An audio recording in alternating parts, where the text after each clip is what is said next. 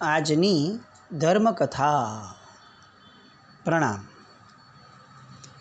અવંતીને મળેલા એક એવા મહાપુરુષ કે જે મહાપુરુષ થકી ફક્ત અવંતી રાજ્ય નહીં, ફક્ત માંડવગઢ નહીં, પણ આખું ને આખું ભારત વર્ષ એ જાણે ગૌરવાન્વિત થયું હતું.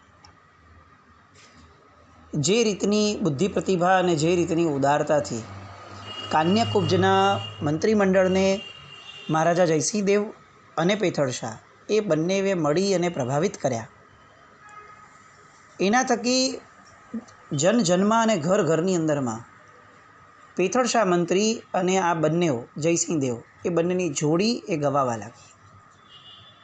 આમ પણ પેથળ શાહના ટેક્સ વગેરેના કેટલાક નિયમોના કારણે જે સમૃદ્ધ બન્યું હતું અવંતી, વિશેષપણે એના કારણે પણ સમૃદ્ધિ વધી હતી. એમાં આ પ્રસંગ અને દિલ્હીના કાન્યાકુબ્જના આ બધા જગ્યાએથી જે અલગ અલગ રીતે આ માંડવગઢ ઉપર બહારના રાજ્યોમાંથી વૃષ્ટિ થઈ રહી હતી, એ માંડવગઢની પ્રસિદ્ધિ માટે સરતાજ સમૂહ હતો. દિવસો સરસ વીતતા જાય છે, પણ ક્યારે પણ દિવસો સમાન નથી હોતા, એ પણ નક્કી છે. વિધિની વક્રતાઓ એનો સૌથી સારો અનુભવ કદાચ પેથળ શાહે આજ સુધીમાં કર્યો હતો. પણ અત્યારે પરમ સુખના દિવસો હતા, પુણ્યના ઉદયનો કાળ હતો.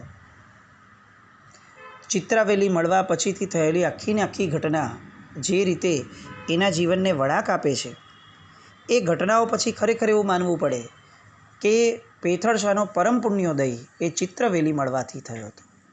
અને ચિત્રવેલી એ સુખનું કંદ એટલે કે પરમ પુણ્યનું મૂળ હતું. અને એ ચિત્રાવેલીના કારણે આ કાન્યાકુબ્જના મંત્રીમંડળની સામે જે ઘીનો કુંડ તૈયાર થયો, એ ઘીના કુંડથી કેટલાક લોકોની અંદરમાં, એસ્પેશિયલી જે જૂના મંત્રી હતા, એ મંત્રીના મનની અંદરમાં એ ભાવ જાગ્યો કે કંઈક તો ગડબડ છે. અને એમણે રાજાની સાથે વાત કરવાનું વિચાર્યું. સૌથી પહેલાં તો બહુ સરસ રીતે બધી વાતો કરી અને રાજાને પણ એમ જણાવ્યું કે આ કેટલું સરસ કામ થયું અને કેટલું જબરદસ્ત સમર્પણ છે, રાજ પ્રત્યેની કેવી લાગણી છે કે રાજ્ય ઉપર જરા પણ ભાર ન લાવતા એમણે પોતે આટલું બધું ઘી સમર્પિત કર્યું. આ ચિત્રવેલીની જે આખી રમત છે, એ રમતનો અણસાર જયસિંહ દેવને અલગ રીતે અપાવવાનો શરૂ થયો. આ ભાગીરથી જે ઘીની નીકળી, એ પુણ્યવાન પાસે જ હોવું જોઈએ. અને એક રાજ્યની અંદરમાં એક જ પુણ્યવાન હોય તો સામ્રાજ્ય લાંબુ ટકે. કેટલીક સમૃદ્ધ વસ્તુઓ અને કેટલાક વિશિષ્ટ તત્વો એ રાજ્યના ખજાનામાં જ શોભે. આ રીતેની વાત આ ગોગાદેએ જયસિંહ દેવને કાનમાં નાખવાની શરૂ કરી. વાતના સૂર રેલી અને એ તો નીકળી ગયા, કારણ કે એને ખબર છે કે આ રાજા છે. રાજાના મનમાં ખાલી શંકાનો એક કીડો સળવળવો જોઈએ. હજી સુધી, ગઈકાલ સુધી જે રાજા એવું વિચારતા કે પેથળ શાહે જે મારી માટે કર્યું છે એને હું જીવનભર નહીં ભૂલું, અને હવે પેથળ શાહ માટે ક્યારે પણ કોઈ નબળો વિચાર નહીં લાવું, આવું વિચારનાર રાજા ફક્ત એક જ સૂર રેલાયો, ચિત્રાવેલીનો, અને એના મનમાંથી એ ભાવના ક્યાંય લુપ્ત થઈ ગઈ, ખબર પણ ના પડી. પાપનો બાપ કયો, એવું જ્યારે શાસ્ત્રકારો ચર્ચા વિચારણા કરે છે ત્યારે એમ કહે છે કે પાપનો બાપ લોભ છે. આ લોભના કારણે તમામ પાપો આવે છે. ક્રોધ, માન, માયા, આ બધું જ ફક્ત ને ફક્ત કોઈને કોઈ તત્વના લોભના કારણે આવે છે. ક્યાંક એ સમૃદ્ધિનો લોભ હોય, ક્યાંક ધન ધાન્યનો લોભ હોય, ક્યાંક જીવનો એટલે કે સ્ત્રી પુરુષનો લોભ હોય, અને ક્યાંક પોતાના અહંકારનો લોભ હોય. પણ લોભ હોય, ગ્રીડ, એ જ આખી ને આખી જીવસૃષ્ટિની જે સંરચના છે એના મૂળમાં આ લોભ છે. અને આ લોભના કારણે જયસિંહ દેવ હવે ભાન ભૂલે છે. મંત્રીશ્વર આવ્યા પેથળ શાહ, એની સામે એકવાર એમણે આ વાત કરી સહજપણે કે મંત્રીશ્વર, તમે જે કર્યું એ અનન્ય છે, પણ એના કારણે તમારા ઘરે જે પણ ખજાનો નીકળ્યો છે એ ખજાનો એ ખરેખર એ અનુમોદનીય છે. એવા સ્વરમાં બોલ્યા કે હવે પેથળશાને ખ્યાલ આવી ગયો કે કંઈક એવું થવાનું છે કે જે વસ્તુ યોગ્ય નથી, અને કંઈક બહુ મોટું થાય એ પહેલાં વિચક્ષણ બની અને પ્રેમથી સામેથી વાત કરી દેવી એ વધુ હિતાવહ રહેશે. અને એટલે મંત્રીશ્વરે એક અંગત પરિચારકને ઘર તરફ મોકલ્યો અને ચિત્રાવેલી એ સાથે લઈ આવ્યા. અને સામે ચડીને પેથળશાહે મંત્રીને કીધું, રાજાને કીધું કે મહારાજ, આ ચિત્રવેલીની ઈંઢોણી છે, આની ઉપર આ ઘડો છે, આમાંથી ઘી કાઢ્યા જ કરીએ ક્યારેય ખૂટશે નહીં. ઘડો ઈંઢોણી પરથી નીચે ઉતારીને ઘી કાઢો તો જ એ ખાલી થવા માંડશે. અને પેથળશાહની આ કરામત એના ઘરે જે હતી એ જોઈને જયસિંહદેવ આભા બની ગયા. પેથળશાહે જોયું કે આ ઈંઢોણી જો હવે હું સામે ચડીને અર્પણ નહીં કરું તો પણ આ રાજા લોભના કારણે નફ્ફટ થઈને પણ માંગવાના જ છે. છેવટે મારે શરમાઈને આપવી પડશે, અને શરમાઈને આપીશ ત્યારે માલ ખાઈને માર ખાવો પડશે. એના કરતાં માલ ખોઈ દઉં અને માન ખાટી લઉં એ વધારે સુયોગ્ય છે. આ મહાજનની વિશેષતાઓ. મહાપુરુષો હંમેશા કંઈક મોટું મેળવવું હોય, કંઈક યોગ્ય મેળવવું હોય તો નાની વસ્તુને જતી કરવામાં જરા પણ ક્ષોભ નથી રાખતા. એ જોઈ રહ્યા હતા કે ચિત્રાવેલી ખૂબ મોટી વસ્તુ છે, પણ હવે આમ પણ મારે આપવી જ પડશે. તો રાજાના દબાણના કારણે અથવા એને યાચક બનાવીને માંગણીઓ બનાવીને આપું એના કરતાં ઉદારતાથી આપીશ તો મારો હાથ ઉપર રહેશે. અને સામે ચડીને પોતે બોલે છે કે મહારાજ, આવી અક્ષય લબ્ધિ તો રાજભંડારમાં હોય તો રાજભંડાર તરબતર બની જાય. મારી આ નાની ભેટ સ્વીકારો અને મને અનુગ્રહિત કરો. અને આ ચિત્રવેલીનું સમર્પણ કરી અને મહાત્મ્ય પેથળશાહ તો વિદાય થયા, પણ સભા, રાજ્ય અને રાજા આ બધાના મનની અંદરમાં એટલી જબરદસ્ત પેથળશાહની છાપ વધી ગઈ. શું ઉદારતા મંત્રીશ્વરની! આટલું મોટું બહુમૂલ્ય રત્ન રાજ્યને સોંપી દીધું, અને ઠેર ઠેર એના વખાણ થવા લાગ્યા. રાજાએ એક આખો નવો આભૂષણોથી સજ્જ એવો વેશ મંત્રીશ્વરને સામે અર્પણ કર્યો ભેટ રૂપે. અને લોકો તો આ ઘટના માટે પેથળશાહના ચાર મોઢે વખાણ કરવા લાગ્યા. ગોગાદે એને આખો દાવ જે રમ્યો હતો પેથળશાહને ફસાવવા માટે, એની જગ્યાએ પેથળશાહની એક ચાલ અને આખી બાજી ઊંધી પડી ગઈ. લોકોમાં વધુ લોકપ્રિય બન્યા, વધુ આદેય નામકર્મ એમનું પ્રગટ થયું, અને ગોગાદે ચૂપ થઈ ગયા. આ બાજુ દિવસો આમને આમ જવા લાગ્યા.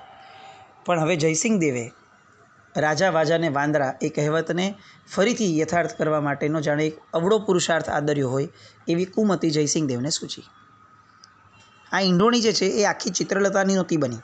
એમાં અલગ અલગ વનલતાઓની સાથે એક વેલડી હતી કે જે ચિત્રલતા હતી, પણ એ કઈ વેલડી છે એ ખબર નહોતી પડતી. ચિત્રલતાનો એક ગુણધર્મ છે, એ જ્યાં સુધી જમીન પર હોય ત્યાં સુધી એ વેલડી સ્વરૂપે હોય, પણ જેવું એને પાણીમાં નાખો એ તરત સાપ બની જાય અને સર્પ રૂપે પાણીમાં એ ફરવા લાગે, તરવા લાગે. આ ગુણધર્મ એ જયસિંહ દેવ એનાથી જાણમાં હતા, અને એટલે એક બહુ નબળી પડે. આ પારખું કરવા માટે માંડવગઢના પાદરેથી વહી રહેલી નદીની અંદરના કાંઠે એ પહોંચ્યા. હવામાં સંગીત હતું, નદીનું જળ ખળખળ વહી રહ્યું હતું, પવનમાં શીતળતા હતી, પણ કોણ જાણે કેમ આજે કંઈક એવું થવાનું હતું કે જે જરા પણ યોગ્ય ન હતું. આ જગત માટે પણ નહીં અને માંડવગઢ માટે પણ નહીં. એમણે ઈંઢોણીની બધી લતાઓ વિખેરી નાખી જયસિંહ દેવે, અને એક એક લતાને એ પાણીમાં તરતી મૂકવા લાગ્યા. કેટલીય લતાઓના તાંતણા પાણીમાં નખાઈ ગયા અને એ વહી ગયા, પણ અચાનક એક વેલડી પાણીમાં નાખી એ બીજી જ ક્ષણે નદીના પાણીના સાફના ફૂફાડાથી ખળબળી ઉઠી. આ જ વેલડી એ ચિત્રલતા છે. વાતાવરણમાં કંપારી ફરી ઉઠી, કારણ કે આ તો ઝેરનું પારખું હતું. હવે આ સાપને પકડવો કેવી રીતે?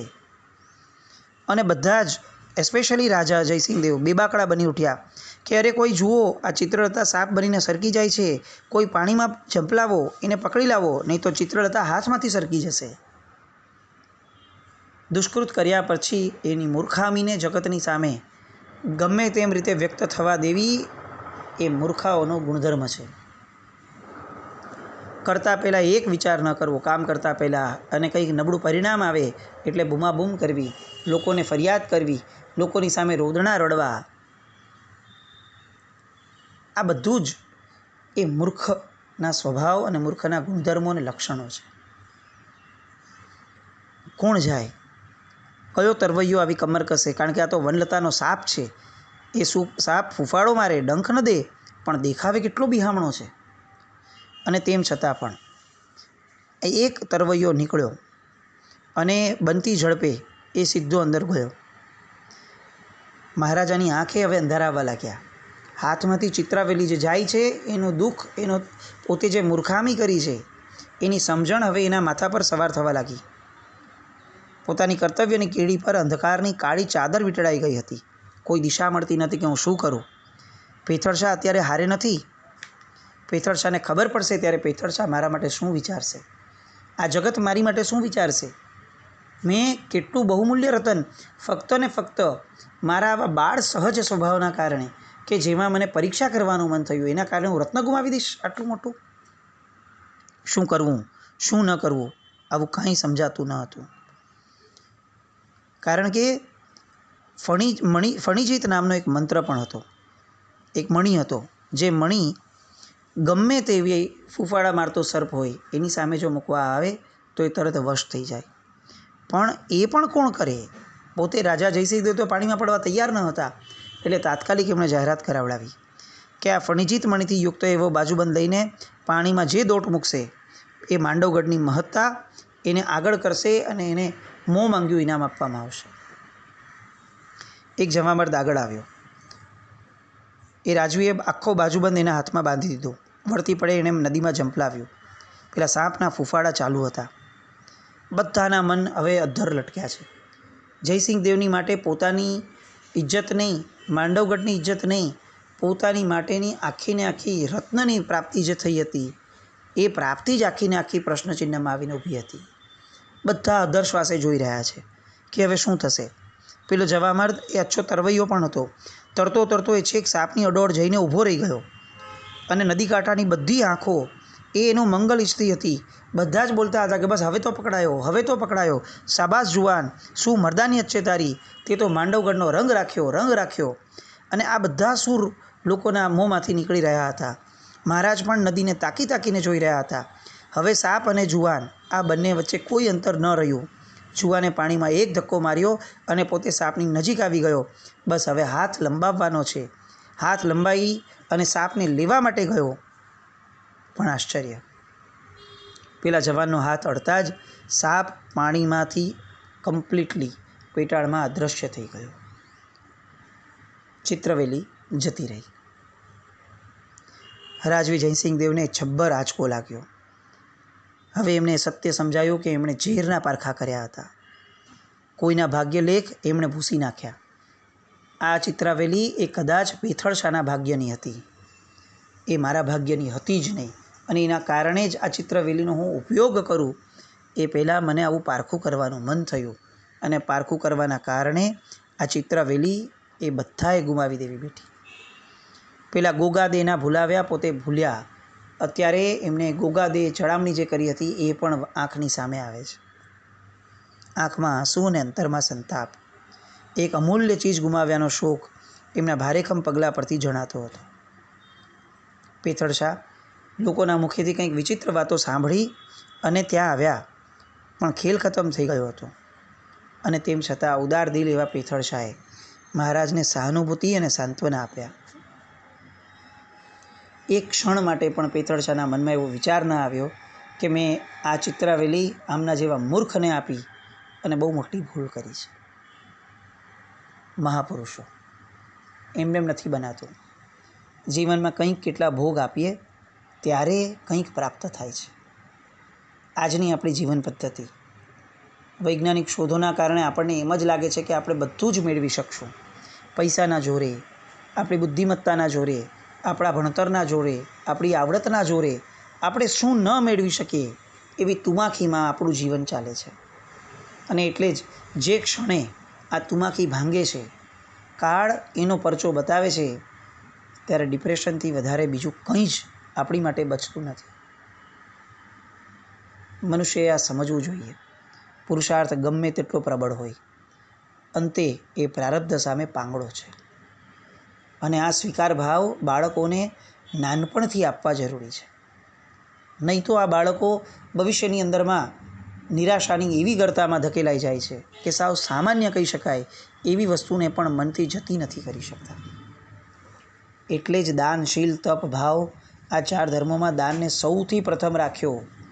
કારણ કે જો આ ઉદારતા નહીં હોય તો કેટલીક વસ્તુઓ જૂટવાઈ જશે, ત્યારે પણ એના વસવસો, એનો અફસોસ એ જીવનને ક્લિષ્ટ બનાવી દેશે.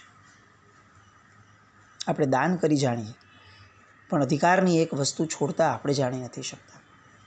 પરમાત્માનું શાસન સૌથી વધારે ત્યારે જ રોલ પ્લે કરે છે કે જ્યારે અધિકાર છે એવા સમયે પણ જો તિરસ્કાર મળે અથવા ત્યાગ મળે તો એને પણ વધાવી લેવા માટે અંદરમાં શુભ પરિણતિ અને શુભ વિચારો પ્રગટેલા હોય છે.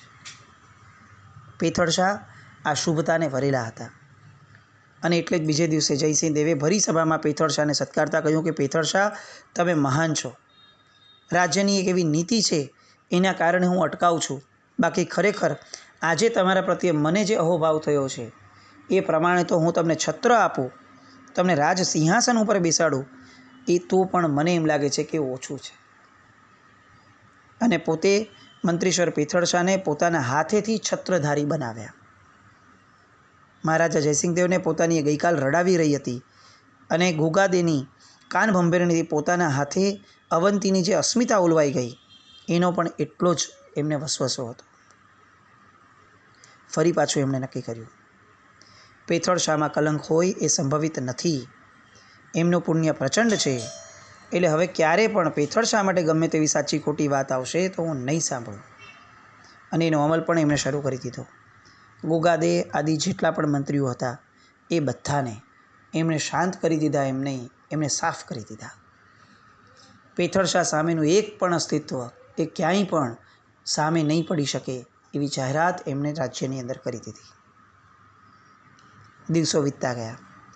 પેથળ શાહનું પુણ્ય પણ વધતું ગયું. અને હવે આ પુણ્યના પ્રવાહને કંઈક અંશે એન્કેશ કરવા માટે પેથળ શાહના મનમાં ભાવ જાગ્યો. પુણ્યાય વધી એટલે પુણ્યાયનો દાવ રમવા માટેનું મન પણ થાય. હંમેશા માણસનું પુણ્ય જોર કરતું હોય ને ત્યારે એને મોટી રિસ્ક લેવાનું મન થાય, કંઈક મોટી પ્રાપ્તિ કરવાનું મન થાય. જ્યાં પુણ્ય જ નબળું હોય ત્યાં શું મન થશે? એટલે આ વધતી જતી પુણ્યાયમાં પેથળ શાહે સુવર્ણ સિદ્ધિનું જે નિષ્ફળતાનું કલંક હતું એ મિટાવવા માટેનું એમનું સ્વપ્ન એને ફરી જોવાનું શરૂ કર્યું. જો ભાગ્ય યારી આપે તો એ કલંકમાંથી મારે દૂર થવું છે. અને એ વિચાર ધીરે ધીરે પ્રબળ થતાં એક દિવસ એવો આવ્યો કે જ્યારે આ વિચાર એક દ્રઢ સંકલ્પ બન્યો, કૃત સંકલ્પી બન્યા પેથળ શાહ. અને પોતે એક ક્ષણે વિચારી અને નક્કી કરે છે કે જરૂરથી આવતીકાલ ભવ્ય ઉગવાની છે. અને એટલે જ આજે મનની અંદરમાં આવી પ્રતીતિ, આવી આભા થઈ રહી છે. મહેલના ઝરૂખામાં ઊભા પેથળ શાહ એક રમત જોઈ રહ્યા હતા ગગનની અંદર, કે ઘડીકમાં સૂર્ય વાદળ છાયો બને તો ઘડીકમાં વાદળ મુક્ત બને. બસ પ્રસંગના રંગ પોતાના જીવનમાં પણ આવા જ એમને જોયા હતા. અને એમને એવું લાગ્યું કે આ જીવનના તડકા છાયાની અંદરમાં પોતે કેટલાય આઘાતો અનુભવ્યા હતા. એક ક્ષણ હતી કે જ્યારે ચીથરે હાલ હતા અને આ ક્ષણ છે જ્યારે પોતે ચક્રવર્તી જેવું સુખ અનુભવી રહ્યા છે. એક ક્ષણ હતી કે જ્યારે કોડપતિ પણ ન હતા, જ્યારે સપનાઓ પણ નહોતા આવતા. અને એક ક્ષણ આ છે જ્યારે પોતે કરોડપતિ છે. અને એટલે જ સુવર્ણ સિદ્ધિનો જે સમય એમનાથી ચૂકાઈ ગયો હતો એને ફરીથી જીવંત કરવાનો એમને વિચાર નક્કી કર્યો. એમણે ઝાંઝણ શાહને વાત કરી. ઝાંઝણ શાહે સ્પષ્ટપણે કહ્યું કે વાત સાચી છે પિતાજી, આ તમારે કરવું જ જોઈએ, પણ મહારાજાની રજા આવશ્યક છે. અને રજા એ રીતે જ લેવી પડશે કે જેમાં સુવર્ણ સિદ્ધિનો આમનય ગુપ્ત રહે. મંત્રીશ્વરે રાજાની રજા લેવા માટેની યોજના ઘડી દીધી. સભાનો સમય થવા આવ્યો. રાજસભાનો વેશ પરિધાન કરીને મંત્રીશ્વર સભામાં હાજર થયા. અને અચાનક એમણે નતમસ્તકે રાજાને કહ્યું કે મહારાજ, આપને એક વાત યાદ છે મેં તમને ઘી નહોતું આપ્યું ત્યારે તમે મને અહીંયા પકડીને લાવ્યા હતા. રાજાએ કીધું કે વાત તો સાચી છે. ફરી ફરી મને એ યાદ અપાવી અને મારે દુઃખની નસની દબાવ મારી. અને ત્યારે પેથળ કહે છે કે એમ નહીં રાજન, એ આફતની અંધારી રાત્રે મેં એક સંકલ્પ કરેલો કે હે ભગવાન જીરાવલા પાર્શ્વ, જો આ અંધારામાંથી અજવાળા પામીને તારી યાત્રા કરું અને મારો આ સંકલ્પ ફળે તો મને આ મુશ્કેલીમાંથી પાર પાડજે. અને જયસિંહ દેવે કહ્યું કે તમારી વાત સાચી છે. જીરાવલા એટલે તો જીરાવલા, એના અનુગ્રહનું અભય કવચ તમને મળી ગયું એટલે જ તમે આ આખીને આખી આફતમાંથી બહાર એના વિઘ્નને વિદારી શક્યા. અને તરત એમણે કહ્યું કે મહારાજ, આપની આજ્ઞા અને આશીષ હોય તો આ યાત્રાનો રાહ નિર્વિઘ્ન રહે, એ રીતે મને રજા આપો. જયસિંહદેવ તરત કહે છે કે ક્યાં જીરાવલા ને ક્યાં માંડવગઢ, ઓછામાં ઓછો 1 મહિનાનો પ્રવાસ થશે. તમે 1 મહિના સુધી અવંતીથી દૂર રહો એ મને શક્ય નથી લાગતું, મને યોગ્ય નથી લાગતું. પરંતુ કામ તો કલ્યાણનું હતું, પેથળ શાના જ સંકલ્પનું હતું. એમ વિચારી જયસિંહ દેવે રજા આપી. 2 જ મહિનામાં પાછો આપી જઈશ એવું કહીને પોતે નીકળ્યા. અને પેથળ શાહની આંખમાં એ આબુની ઊંડી ઊંડી ખીણો, એની સઘન વનલતાઓ અને એ ભવ્ય ભૌમ ઉપર જે સુવર્ણ સિદ્ધિ થવાની હતી એ રમતી હતી. બધી જ ગડમથલ પછી છેવટે મંત્રીશ્વર પેથળ શાહ નગરમાંથી વિદાય થયા. અને હવે આ નિષ્ફળતાના કલંક સમી સુવર્ણ સિદ્ધિ એ સફળતામાં પરિવર્તિત થાય છે કે નહીં એ જોવાનું રહ્યું. આવતીકાલે જોઈએ. જીનાગના વિરુદ્ધ કંઈ પણ બોલાયું તો મિચ્છામિ દુક્કડમ જૈનમ જયતિ શાસનમ.